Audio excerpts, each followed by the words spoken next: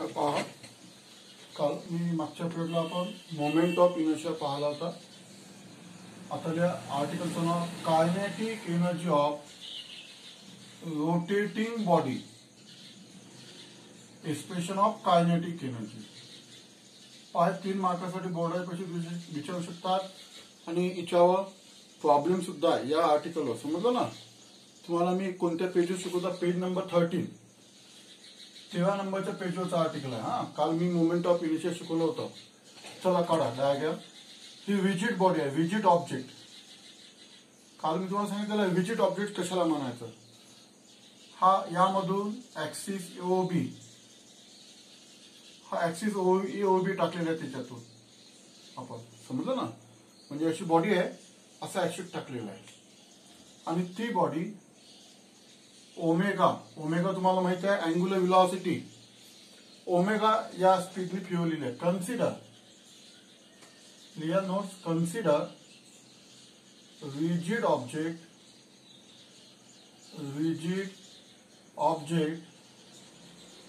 rotating about axis AOB. या axis आपण ती बॉडी फिरवलेली आहे with angular velocity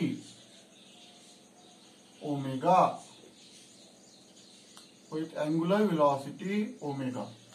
देखो ये बॉडी, ये ऑब्जेक्ट है, इट इज रोटेट, ये रोटेशनल मोशन है, इसको एक्सिस ऑफ रोटेशन बोलेंगे अपन. ठीक है? Axis AOB with angular velocity omega. Consider object consist of n number of particles having masses m1, m2, m3, mn at distances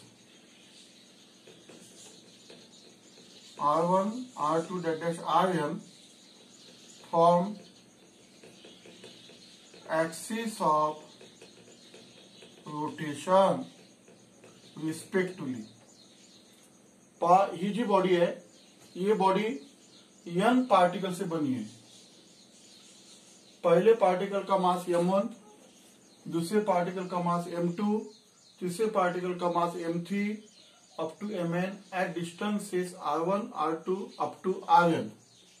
ठीक है? अब देखो इसके अंदर जो है all distance are measured from axis of rotation, from axis of rotation respectively. समझो ये m1 पार्टिकल है, कोई भी कहां पे भी निकाल सकते तुम. m1 पार्टिकल, इसका डिस्टेंस r1. ये m2 पार्टिकल, इसका डिस्टेंस r2. ठीक है? ये m3 पार्टिकल, इसका डिस्टेंस r3. तो ऐसे 3 पार्टिकल निकालना है. जैसे ये बॉडी है, ये एक्सिस ऑफ रोटेशन है, ये m1 पार्टिकल, इसका डिस्टेंस r1, ये m2 पार्टिकल, इसका डिस्टेंस r2, ऐसे. ठीक है? तो consider visit object rotating about axis AOB with angular velocity omega. और ये जो बॉडी है, it consists of n number of particles having masses m1, m2, m3, mn at distances r1, r2 up to rn from axis of rotation. देखो पहले m1 particle है, इसका distance r1, m2 particle, इसका distance r2. देखो kinetic energy of rotating, इसको rotating body बोलेंगे. ठीक है? इसका आर्टिकल निकालना है अपने को, इसका फॉर्मूला निकालना है. ठीक है? इसके बाद में देखो अभी let v1, v2, v3 up to vn be velocity of particle respectively. यानी पहला पार्टिकल होगा, पहली वेलोसिटी v1 उसकी, उसका स्पीड. देखो एक ये आर्टिकल के अंदर खासियत क्या है, ये जो विजिट बॉडी है, ये रोटेशनल मोशन परफॉर्म करती है, लेकिन ये जो है ये सर्कुलर मोशन परफॉर्म करती है. इसे यानी each particle perform a circular motion. तो अगर ये पार्टिकल है तो इसकी डायरेक्शन यहाँ पे, वेलोसिटी इंडिकेटेड डायरेक्शन. समझ में है ना? Velocity indicated direction. अगर समझो ये पार्टिकल है M2 पार्टिकल, इसके डायरेक्शन इधर आएंगे, ये V2 ये V3, तो V1 V2 यानी डायरेक्शन है। देखो ये विजिट बॉडी है, समझो मैंने ये एक्सिस पकड़ लिया और ये M1 पार्टिकल, तो M1 पार्टिकल ऐसे सर्कल में घूमने वाला है, ऐसे सर्कल में, यानी each particle perform a circular motion but body perform a rotational motion. समझो ये M1 पार्टिकल है, ये यहाँ पे, इसके डायरेक्शन किधर होंगे इधर। समझो ये M2 पार्टिकल, इसके डायरेक्शन किधर होंगे इधर। तो डायरेक्शन इंडिकेट द वेलोसिटी, ठीक है। Kinetic energy of first particle is given by, अब पहले पार्टिकल की काइनेटिक एनर्जी निकालना है अपने को। अगर हर एक पार्टिकल की काइनेटिक एनर्जी निकालेंगे, बाद में टोटल काइनेटिक एनर्जी निकालेंगे कि काइनेटिक एनर्जी ऑफ, नहीं तो E1 लिखेंगे, E1 is the kinetic energy of first particle, ये ठीक है। ये पहला पार्टिकल है जिसका मास M1 है। क्या फॉर्मूला है उसका, हाफ mv², तो इसको कहो M1 V1, पहला पार्टिकल है तो, ठीक है। बट देखो सर्कुलर मोशन में एक इक्वेशन पढ़ाया था, relation between linear velocity and angular velocity. क्या फॉर्मूला है, v is equal to r omega, तो ये फॉर्मूला यहाँ पे रखना है। तो v1 is equal to r1 omega. तुम बोलेंगे सर ये तुमने ओमेगा 1 क्यों नहीं लिखा। देखो ओमेगा का फॉर्मूला है ये 2π/t, t यानी पीरियड, टाइम। हर एक पार्टिकल को सर्कुलर मोशन परफॉर्म करने के लिए टाइम सेम लगता है, तो टी अगर कांस्टेंट है तो ओमेगा कांस्टेंट है, समझ में है ना। तो हर एक पार्टिकल के लिए ओमेगा कांस्टेंट है, बट लीनियर वेलोसिटी चेंज है ड्यू टू डायरेक्शन, तो ये वैल्यू यहाँ पे रखना है। देखो E1 इज इक्वल टू क्या आएगा फॉर्मूला, हाफ M1 V1², इसका स्क्वायर कर लो, ओमेगा R1² ओमेगा 1²। तो this is the expression of E1, ये बन गया E1 का एक्सप्रेशन। पहले काइनेटिक एनर्जी का फॉर्मूला ये तुमको मालूम है, बाद में ये सिर्फ इक्वेशन, ये सर्कुलर मोशन का जो पढ़ाया था तुमको, मैंने पहले दिन पढ़ाया था circular motion. V1 is equal to R1 omega, omega is constant for all particle, ये वैल्यू इसके अंदर डालना है, R1 के ओमेगा के हो गए, तो ये हो गई काइनेटिक एनर्जी पहले पार्टिकल की, ठीक है। अब लिखो सिमिलरली, ठीक है। अब सेकंड पार्टिकल की काइनेटिक एनर्जी, ये सेकंड पार्टिकल है, समझ में है ना, जिसका मास क्या है M2, जिसकी वेलोसिटी V2 और डिस्टेंस कितना है R2, तो ये इससे डायरेक्ट लिखना है अभी तुमको, half M2 R2² omega square. Third particle की kinetic energy half M3 R3² omega square. अब डायरेक्ट लिखना है तुमको, ठीक है, एंड सो ऑन। En भी लिख सकते तू, En इज इक्वल टू, यानी आखिरी वाला पार्टिकल या नंबर वाला particle, half Mn Rn² omega square. ये हो गई kinetic energy of last particle, जो n नंबर वाला पार्टिकल। तो अपन ने क्या किया है कि हर एक पार्टिकल की कायनेटिक एनर्जी निकालली आहे, म्हणजे प्रत्येक पार्टिकलची आपण कायनेटिक एनर्जी काढलेली आहे। आता आपल्याला पूर्ण बॉडीची काढायची आहे, तर total kinetic energy of rotating body is given by, अब पूरे बॉडी के अपने को काइनेटिक एनर्जी निकालना है, तो E is equal to E1 plus E2 plus E3 up to En। हर एक काइनेटिक एनर्जी के एडिशन करना है तुमको, E1 plus E2 plus E3 that dash up to the En, ठीक है। तो ये इतना होगा तुम्हारा, E1 होगा, E2 होगा, E3 En, अब बाद में टोटल काइनेटिक एनर्जी। अब वैल्यू रखना है इसके अंदर, क्या रखना है, वैल्यू डाल देंगे अपन इसके अंदर।